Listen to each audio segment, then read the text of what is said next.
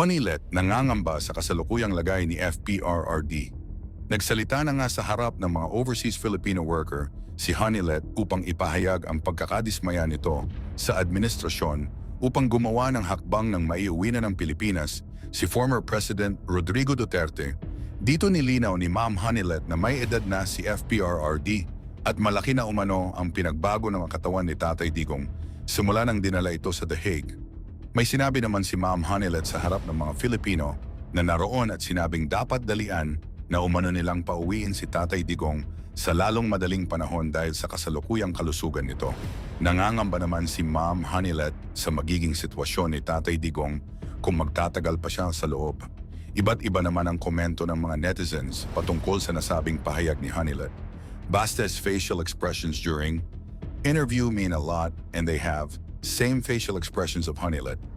We will shower heaven with more prayers. Nothing is impossible with the Lord. May nagsabi rin na halos tanggap na ni Ma'am Honeylet ang posibleng mangyari kay FPRRD sa loob sa tuno pa lang ng pananalita nito. May napansin rin ang karamihan sa membro ng pamilya.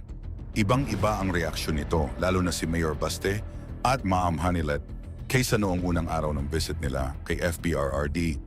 Kaya raw nangangamba talaga umano ang mga ito sa totoong kalusugan ni Tatay Digong sa loob. Hangad ng karamihan na sana ay gumawa na ng hakbang ang pamahalaan upang mapauwi na nga tuluyan si Tatay Digong. Sa edad nito na 80 taong gulang dapat ay ini-enjoy na dapat ni FPRRD ang mga bagay sa mundo instead na nakakulong sa isang kasalanang hindi niya naman ginawa. Sa inyong palagay, makakalaya na kaya si FPRRD sa lalong madaling panahon?